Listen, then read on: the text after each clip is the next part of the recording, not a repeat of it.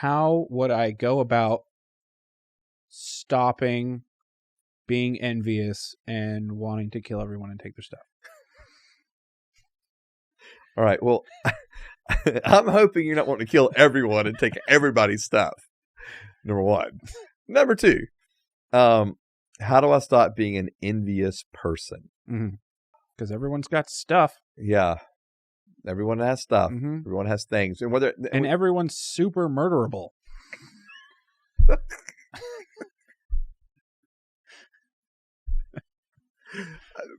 Okay. All right. Putting super murderable aside, if you can do that, how do I stop being an envious person? So if I'm envious, if I'm wanting something and it's not just abstract, like it's towards somebody. Okay. And it's a thing that I want. Right. Okay. And the thing being their status, their reputation, their job, their car, their money, whatever. But it doesn't have to just be money or cars or tangible things.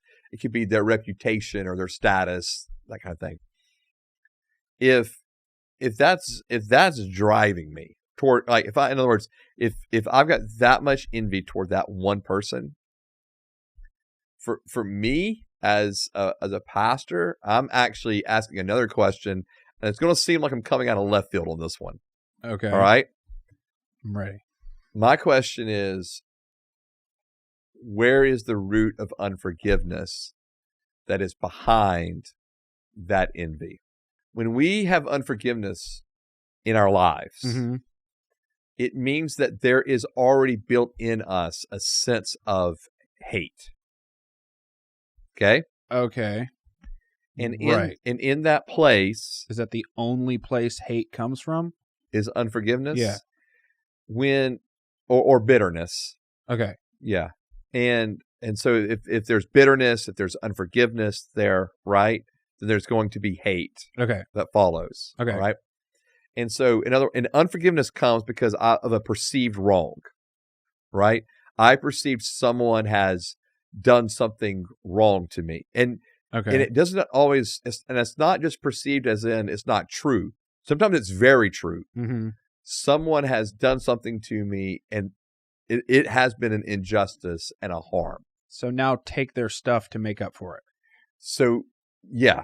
Okay. In other words, or to make myself feel better, and again, it gets back to that point of they don't deserve it, right? Because they did something to me. Yeah. And this is kind of where unforgiveness is tricky, and envy being related to it is tricky.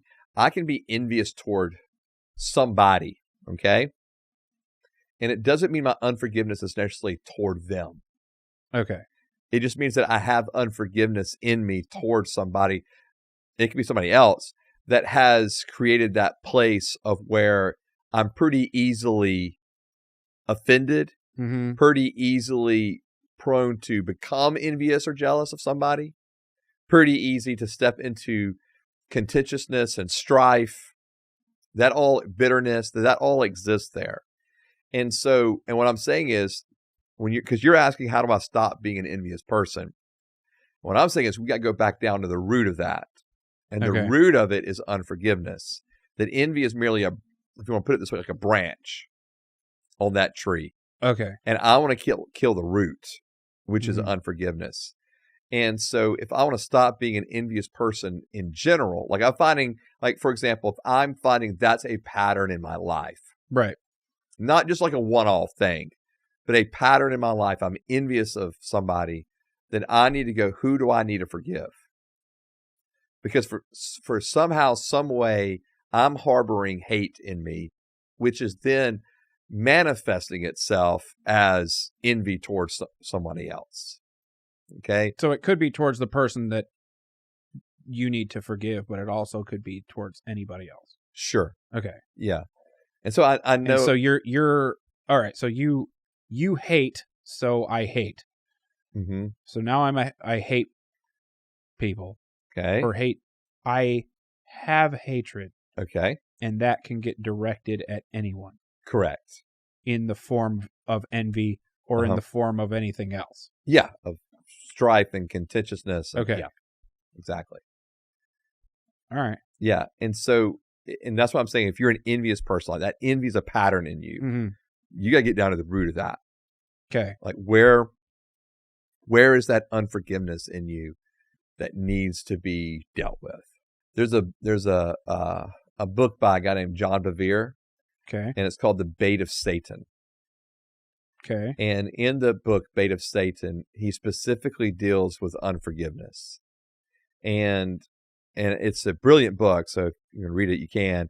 But he deals with the fact of how unforgiveness is it's a trap for us. It's an easy trap that leads us into things like envy. Okay. And because we feel justified in our unforgiveness many times. We feel justified in our hate. We feel justified that because we perceive something has gone wrong, and that's unjust. Aren't we justified in our unforgiveness for a bit, though? I think we are, I won't say use the word justified. I think that there is without question going to be the emotion of anger Mm-hmm. or even grief because of unforgiveness, because of an unjust act Mm-hmm. that's been done toward us or someone else that we have unforgiveness for.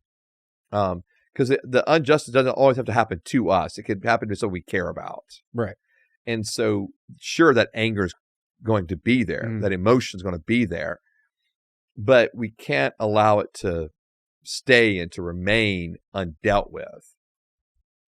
Okay. Yeah. And so in other words, because the Lord's pretty clear about forgiveness. In Matthew 6, he says, if you don't forgive others, Jesus is saying this in Matthew 6, if you don't forgive others, neither will your Father in heaven forgive you. Oh. All right. Yeah. So it's not a small thing. We need to talk about all these absolute verses. Okay. I want to do an episode about that. Okay. Because that's pretty straightforward. Is there any wiggle room on that verse? I mean, it's in the Bible. No, it's God straight. said it, so it is. So if I die, that's the whole thing. Is if I Okay. die while I'm Right. mad, does that mean I'm not forgiven? Straight to hell? Is that what that means? We'll talk about it in the episode. Okay. Because I don't know that, and there's all those verses like that. Mm-hmm. Like the cut out your eye one. Where it's Yeah. like, pretty straightforward when you just read the text. But Right. Yeah. Yeah. And nobody ever talks about it. Yeah. But everyone will bring it up on the internet and be like, hey, Christians, how come you guys aren't poking all your eyeballs out? Right. Yeah. So we need to talk about that. Cool. We'll have an episode on it. Okay. Yeah. And so in final point about dealing with the root of unforgiveness Mm-hmm. is that's the greatest thing is that we can say, Holy Spirit, where is this unforgiveness rooted in? Okay. So if I'm dealing with this envy constantly as a pattern in my life, Lord, where's the unforgiveness? Holy Spirit, show me where that came in and show me who I need to forgive. So it can be someone else. It can be yourself. And sometimes we're blaming God for things and it comes out, like we're blaming God. This is how, you blame God because you haven't been able to have kids. But now someone else over here is having children, maybe even unexpected, just surprise. They're not even trying, having a kid. And now I'm envious of that. I don't feel like they deserve that child, right? I feel like I do. And but the point of unforgiveness and anger is not toward that person or even toward me, it's toward God. And so and this is what it's going to sound weird, but I need to quote unquote forgive God. And what I'm really saying in that is, God, I'm angry at you. Forgive me for being angry at you. But I'm acknowledging I have been. And so that's what with unforgiveness, it's either toward others, toward self, or even it's a sense of blaming God. Mm-hmm. And so I think in in dealing with envy, that's what I'm saying. It can get, like, we've hit on kind of light kind of topic stuff, but it can get to that kind of thing. Murdering people's pretty light. Okay. Yes, you keep bringing up murdering people. You said it first. Well, okay, yeah. I said, what is envy at the beginning of the episode? Yeah. And you said, murder people for their stuff. I don't know if I said... Roll it back. Then I think I said there's a spirit of murder behind it. I don't think I said murder people for their stuff. Pretty sure that's just how you interpreted it. All right, fine. Yeah, fine, whatever.